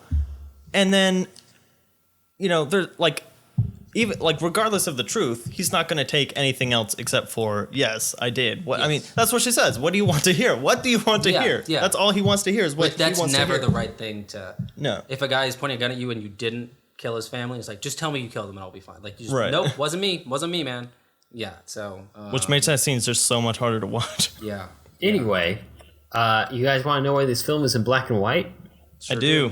Okay, cool. So it seems like there's multiple reasons why. Part of it is that all of the old-timey sports footage was in black and white at this point. So even boxing matches that were aired on TV would still be in black and white, or like especially old ones. And Scorsese kind of wanted to go for that feel. Part of it, I think the biggest part of it, was that Scorsese kind of already had this archivist mind about his films going on that would kind of come back when he starts the Film Archival Project, an organization that he's known for today. But he knew that color stock at the time was prone to fading quite radically, and he had the idea that he wanted this film to really last. And going into what Jonathan said about this, he thought at the time that this might be his last movie, considering the direction his life was headed. I can understand why he would want his last movie to last. Yeah. Also, there's another story that it doesn't seem like a very good reason to me, but it's interesting. So Scorsese was shooting some 8mm color footage of De Niro in the boxing gloves at the time. Wouldn't it be the color that De Niro's boxing gloves were? But also like he kind of wanted to set this film apart from all the other dramas that were happening that year, in this way, in this proto Oscar bait kind of way. And I don't think that affects the quality of the film at all, but it's a trend that would become more and more prominent. And if you want to learn more about that trend, go listen to our Oscar bait episode. It's episode 8. And there's also an interesting thing, like going along with the idea that the boxing matches and sports footage would have been in black and white at that time. That's how audiences would have received it. That kind of starts. We already saw that Martin Scorsese trying to emulate the viewing experience that an audience would have had at the time period when we watched Aviator, and we were constantly watching this this color process develop and develop and develop as the years went by. So that's an interesting tie-in to the only other Scorsese movie that we've talked about on the podcast. But along with the use of color, we can also talk about the use of sound, because whereas Taxi Driver had this really iconic score by Bernard Herrmann, and Mean Streets had this pop music running throughout the film, this film has a little bit of a score. It has music in very small pieces here and there, but a lot of times all we're hearing is the Foley and the sounds in the scene, and even taking those out. I can't remember who, but someone was kind of mentoring Martin Scorsese into like removing as much sound as possible to focus the scene, to the point where there's even the scene where Robert De Niro kind of eggs on that boxer to hit him like as much as he can, and he just takes the beating. There's no sound at all. Like he just goes silent. We do the Hitchcock zoom on him, which is a brilliant shot. And then we just go into that beating, and it's crazy, but it's really powerful because of that lack of sound. And it just like, you just take this deep breath like Robert De Niro would have, and you just take it with him. And also we should talk about the use of editing, because as a boxing movie, obviously editing is very important. Any boxing movie, like the way that you cut the punches and stuff is kind of 90% of where you get your impact from, because just kind of watching it like you're watching a boxing match is not going to get the full impact, no pun intended, that you need. So the way that you cut, the close-ups of the face, the wide shots, the cutaways to blood or mouthpieces and stuff like that, is all very specific. And this film, I believe, won for that editing, if I'm not mistaken. Yeah. And they're just like and the other thing about the editing is that almost every personal scene that ends on a low or quiet note, sometimes before the scene even fully ends, we jump into a punch, like a punch in the face, and it just smashes back into the ring, and that's how we cut in between these two parts of his life. We're just like constantly hit in the face, and that's why I say that the boxing scenes almost feel like a score, because we're following these personal scenes, and then they're just like little snippets. Even like in the montage of the family stuff, we just see like, to the point where it would just be like one photograph of a fight, but we cover almost all of Jake LaMotta's actual fights kind of spliced into this story of his life. But we're not like following the whole round with them. We're seeing like little snippets of the fights just to kind of pepper throughout and just remind us like this is also what he's doing throughout all this. It's not at all like other boxing movies like Rocky or something, where we're focused on his training, like how he's doing in the ring, like what he's like tactically strategy trying to do to win these fights. We are solely focused on the fact that he is fighting, and the fact that he's taking these beatings and taking this pride in what he does, and that he's very good at it. But that's kind of the only place where he finds fulfillment at some point. Yeah, I think visually one of the most effective strategies that Scorsese uses is the use of slow motion. He does that a lot. Yeah, it sort of suggests a heightened awareness. The way it does in Taxi Driver, just like in Taxi Driver, when Travis sees like the sidewalks and all the streets of New York in slow motion, here he sees Vicky, his wife, so intently that it's almost like time is expanding around her. I don't know. He uses really subtle speeds though, like 30 or 36 FPS, and we get to internalize that, and it I don't know, we feel the tension of his narrowed eyes and his mounting anger as he gets just triggered by his paranoia. It's interesting. There's a couple other connections with psychologically, I feel like, with Taxi Driver that I wanted to get into. the term that Freud coined, which is the Madonna whore complex, his character in this movie seems to have some sort of ambivalence to, and it's almost like they're more. De Niro's character in this sees women as more like unapproachable, like virginal ideals until they get sullied or disparaged by physical contact, often with him, and after that they become suspect now. It's very destructive the way he views women, because as soon as he gets into an attachment with them, he's suspicious of them. Yeah, because he has destroyed his own ideal of them himself. Yeah, and then the thing is, he never catches her, like we were talking about, but he beats her as if he had. Yeah. And then his suspicion confirms the same. Yeah, and it's kind of like both It's of proof those, of her guilt. Yeah, both of those. That dichotomy is present in her character in this, whereas in Taxi Driver, it's There were basically two. personified. We have the Madonna and the whore, both that he interacts with differently. One more thing. Yep. I said I wanted to bring up The Aviator, and specifically in relation to this, because I was thinking earlier today. So The Aviator didn't totally work for me. I don't know what you guys said about it when you watched it. I like the movie. I think it's well done. I think the performances are good, but there are creative limitations to a biopic, because the narrative is there for you. These are real people who things actually happen to, so you're constrained. And Hey man, we have a whole episode on it. yeah, when we talked about The Aviator. You mentioned it, and I haven't heard you guys talk about it, but I felt that in when I was watching The Aviator about Howard Hughes. Yeah, where I felt the constraint of like, you can't do anything with this. With Raging Bull, I never felt that once, and this is also a biopic, and I feel like it excels in terms. This might be the best biopic I've seen, because it doesn't feel like I'm watching a history lesson. It feels like I'm watching an artistic achievement that happens to be a true story, because this movie is about all men, all people, all the, it's very internal like that. And most biopics don't take it to that level of making it internal. It's just like, here are the events that happened and transpired in this It's also kind of boiled down, and the two conflict or the two aspects of the story parallel each other so well that it feels scripted. Like the fact that he had anger management and he's a boxer, like, just lends itself to building these themes that play off of each other without having to take too much liberty, because all you have to do is write scenes of him getting mad at his wife for no reason and beating her. Yeah.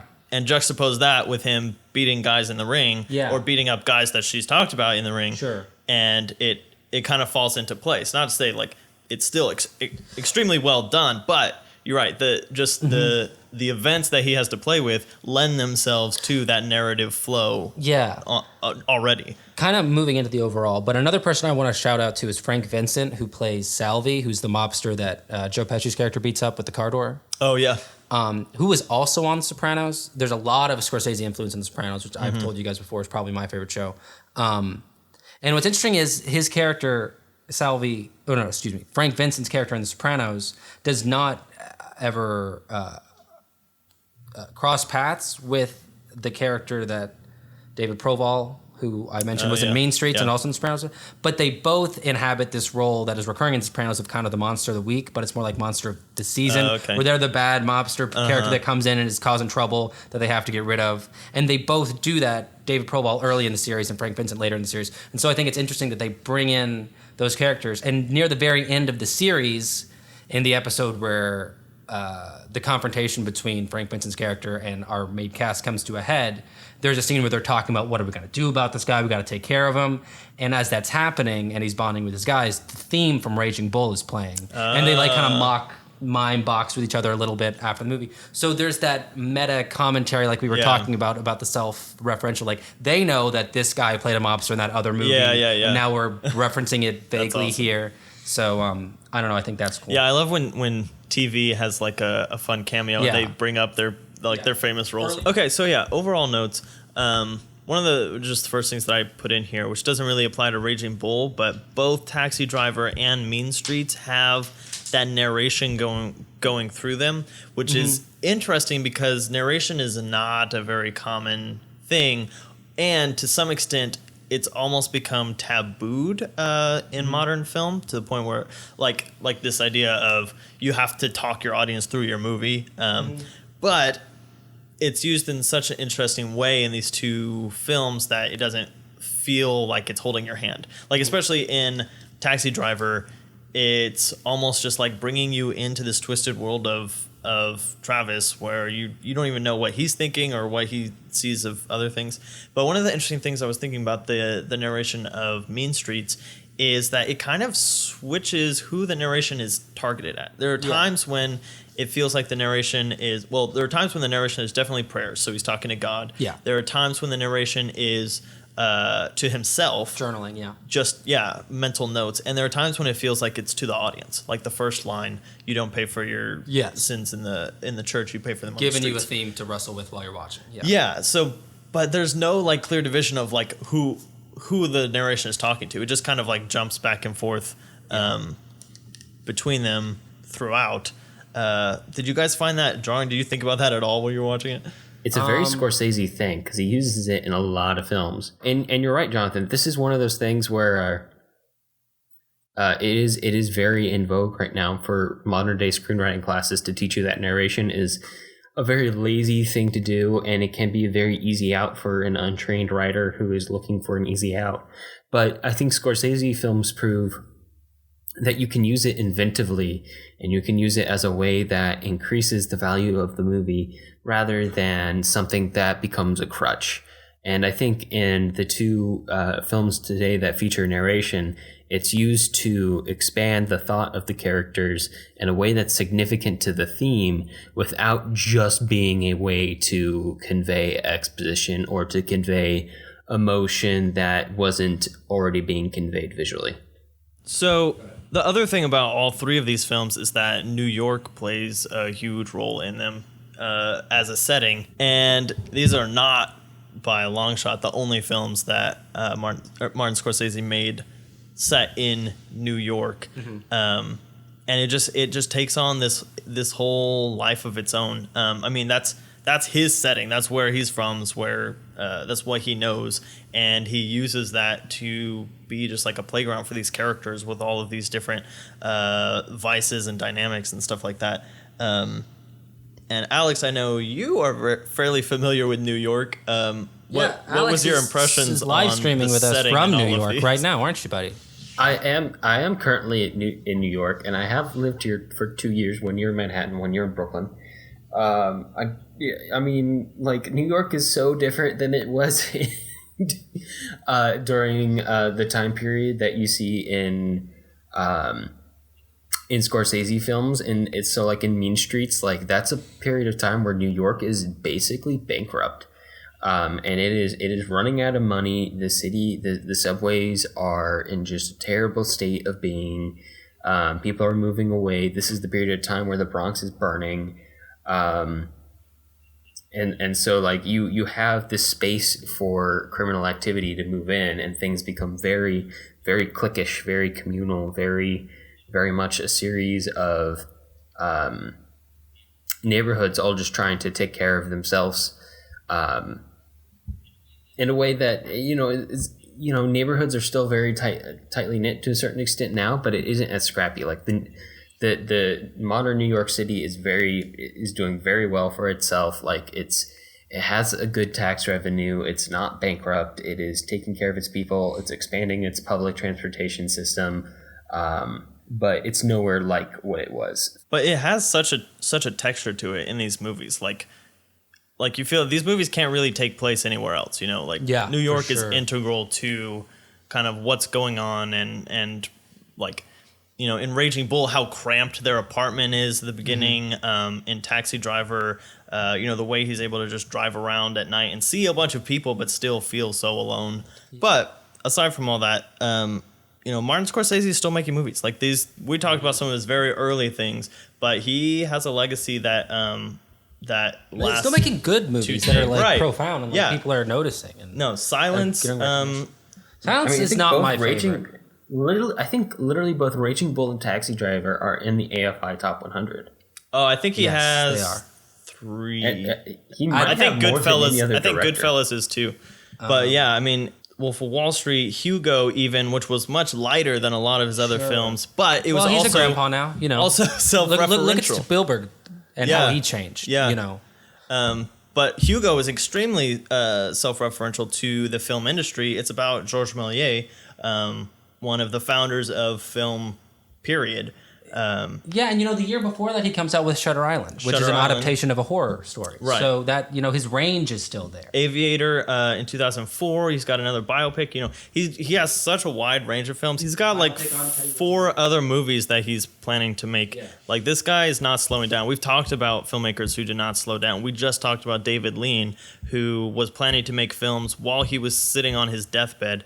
And Martin Scorsese is up there. And like you said, Alex, he's got maybe more critically acclaimed films in AFI Top 100 than almost any other director, American or otherwise.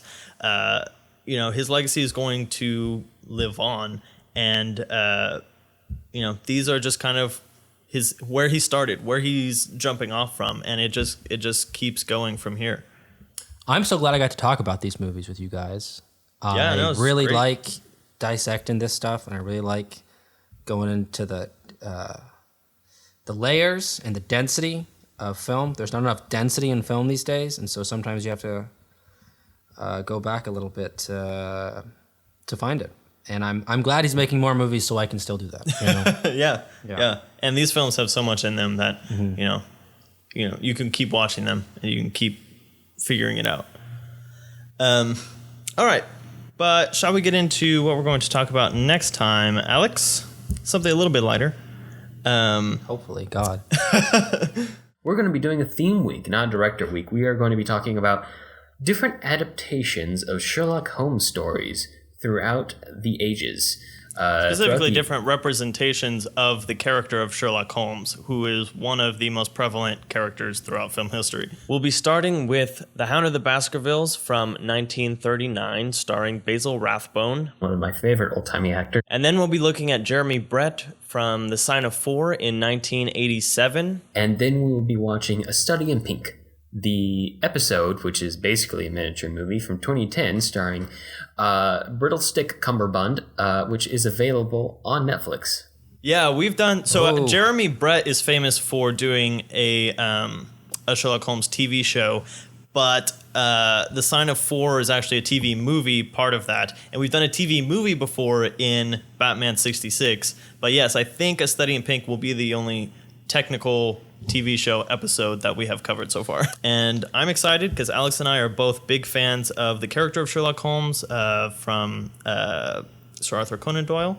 And it'll be very interesting to see how that representation has changed over the years. That is really cool because that's a character that people like to bring back. Yeah. Well, that's about all the time we have for this episode. If you have movie suggestions for us or just want to reach out, I can be found on Twitter at JSSatchel. And I'm at Alex Geringer. I am at Angrisano1. And to find links to things that we talked about today, you can view them on the blog at thefilmlings.com. If you like the show, let us know. Leave us a review on iTunes so other people will know what we're all about.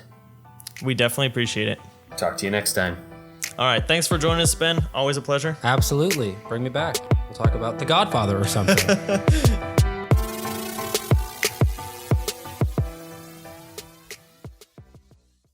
Clearly, The Godfather hype train is not this podcast, so I'm not gonna... Hey, I've seen part 2. Wait, Jonathan, have you not seen part 1? I've not seen any of it. He hasn't seen any of them. That's what I'm saying. He makes this podcast. He has 66 episodes. Never even seen The Godfather. Wow. Why do you I mean, watch there's plenty of movies I haven't Jonathan? seen. I'm one to talk, but still, it's my favorite movie. And I apologize often cited for as the best everything. movie, so... Watch some movies, dude.